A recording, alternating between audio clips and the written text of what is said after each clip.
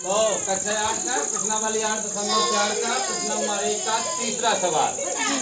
तीसरे सवाल में लिखा क्या? हाँ बोलो, तुम्हें तो बताया था ना। नकर बोलो सवाल बोलो। हमको पढ़ना मजुकर अरे पढ़ा रही है जनवी हमारी मजुकर। हाँ उसका चालू। हाँ 2 हाँ एल फिर बोलो जल्दी। -0.5 एम इतना ही लिखा ना। इसके बाद कोष्टक बंद और फिर लिखा और इसमें क्या लिखा है और फिर कोष्टक चालू और 2.5 एम और धन 0.5 एम क्या है एम और कोष्टक बंद। इसको सूत्र के माध्यम से भी लगाया जा सकता है और सीधे सीधे हल भी किया जा सकता है जैसे सूत्र बनता है। तो अपना सीधे सीधे हल करते हैं इसको। पहले अपन 2.5 लिख रहे हैं और एल एक कोष्टक इसमें हम तो ये कोष्टक में लगाएंगे और जोड़े हैं क्या है ये पूरी की पूरी संख्या 2 यहाँ गुणा लगाने को कोष्टक लगा 5L प्लस 0.5 M कोष्टक बंद। अब अपन ए वाली संख्या का गुणा करेंगे तो इसका तो हो गया।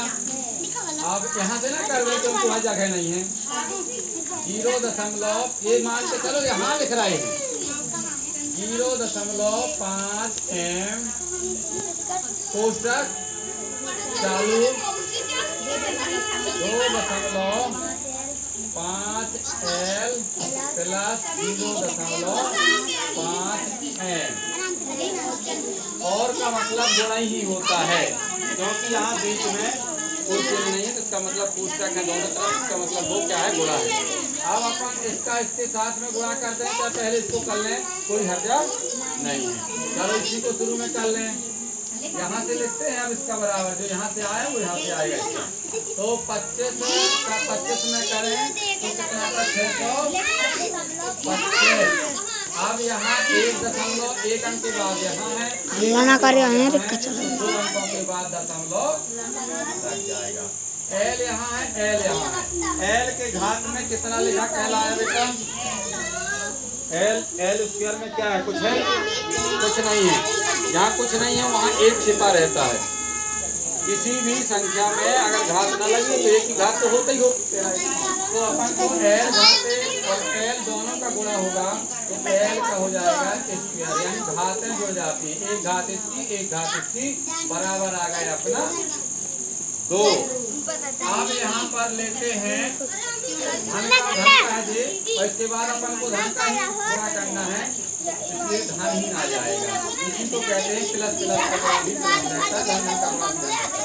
अब 25 का 5 में गुणा करेंगे तो 25 का 5 10 2 12 और ये आया M और L और M।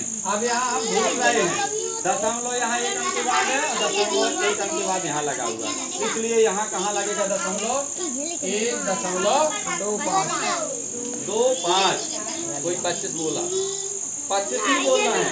दशमलव के बाद 1 अंक 2 और 5 समझ लो कम से कम साथी वाले दशमलव के बाद 25 ही बोल देना है। दशमलव के बाद कोई भी अंक हो एक एक करके बोलना पड़ता। इसके बाद अपन आते हैं इस वाले में क्योंकि दोनों का गुणा हो गया ना। यहाँ ये आ गया इसकी संख्या ये आ गई। अब माइनस और प्लस का माइनस हो जाएगा यानी धन और ऋण का ऋण।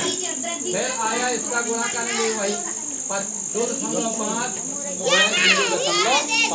तो वही आ जाएगा। ऐसी संख्या रही है ना 1.25 और M और L है तो M और L कर दें। अब LM और ML में कोई अंतर, चाहे एल गुणे एम करो, चाहे एम गुणे एल को करो, चीज एक ही है, इसलिए ये दोनों एक सी राशियां हैं। इसके बाद अपन फिर पहुंचते हैं धन और ऋण में, तो फिर ऋण आया।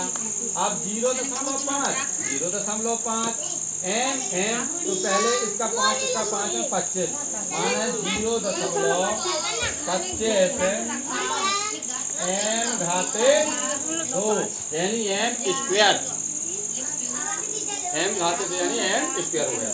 अब इनमें ये देखना है कोनो घटे तो नहीं, एक सी राशि ये है, एक सी राशि है ये दोनों, और यहाँ इतना लिखा है, यहाँ इतना लिखा है, इसमें तो कम बढ़ होता तो घटता रहता, लेकिन बराबर ऋण का ये है और ऋण का ये है, इसलिए पूरा खत्म हो गया। इसने इसको चुकारा कर दिया, बढ़ा गया पूरा पैसा, यानी एल एम बढ़ा गए। मान के चलो कि 1.25 किलो मिठाई थी, 1.25 किलो मिठाई दूसर की ले ली हती, तो उसका दे रही सब जिसका तब खाली का खाली, ठीक है ना। अब अपन के कौन संख्या बची, एक संख्या जे बची और एक संख्या जे बची, तो अपन लिखेंगे बराबर 6.25 m square minus 0.25 m square, ये आपका हो जाएगा आंसर। ओके, ये बढ़िया। अब आप इस प्रकार से लगा लो। आप इसमें कम संख्या है, आपके जो सूत्र है, सूत्र में और थोड़ा सा देखिए कुछ नहीं है, सूत्र में भी बिल्कुल सरल है, ठीक है।